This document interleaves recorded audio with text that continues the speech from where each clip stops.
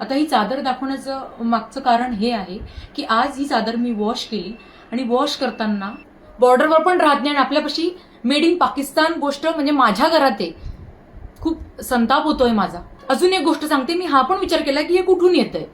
वस्तू विकत घेताना डोळे उघडा, जे आता माझे उघडलेत. हॅलो फ्रेंड्स, आत्ता व्हिडिओ बनवण्याचं कारण हे आहे की काल संकष्टी चतुर्थी होती आणि संकष्टी चतुर्थीला चिंचवडमध्ये मोरया गोसावी मंदिर आहे, तिथे सगळे भाविक दर्शनाला जातात. मीही गेले होते आणि दर महिन्याला जेव्हाही संकष्टी चतुर्थी तिथे असते तिथे छोटीशी जत्रा भरते. त्या जत्रेमध्ये लोक त्यांचं छोटं मोठं सामान हे सेल करतात. तिथून मी 2-3 गोष्टी विकत घेतल्या.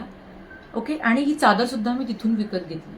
आता ही चादर दाखवण्याचं मागचं कारण हे आहे की आज ही चादर मी वॉश केली आणि वॉश करताना वॉश झाल्यानंतर वाळत टाकताना मला हे इथे यांचं स्टिकर दिसलं, जे असं चिकटवलेलं होतं. हे बघा, हे जे दिसतंय ना फोल्ड, हे असं चिकटवलेलं होतं.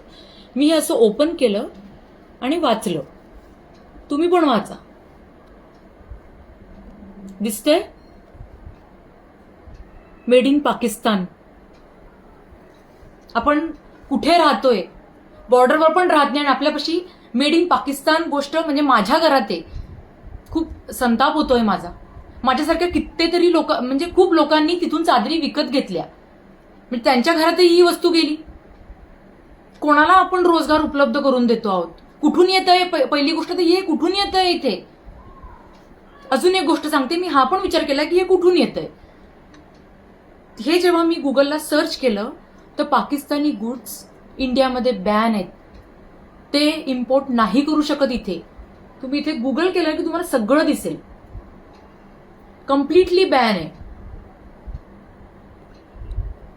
सो प्लीज थोडंसं वस्तू विकत घेताना डोळे उघडा, जे आता माझे उघडलेत. तर माझ्यामुळे मी तुम्हाला पण सांगते की तुम्ही पण डोळे उघडा. वस्तू विकत घेताना आपण रोडवर सर्रास वस्तू विकत घेतो आणि नको ती गोष्ट आपल्या घरात येते. महाराष्ट्रातील सर्व बातम्यांचे विश्वासार्ह व्यासपीठ. सकाळच्या सर्व सोशल मीडिया प्लॅटफॉर्मला लाईक, फॉलो आणि सबस्क्राईब करा. तसंच सर्व नोटिफिकेशनसाठी बेल आयकॉन प्रेस करायला विसरू नका.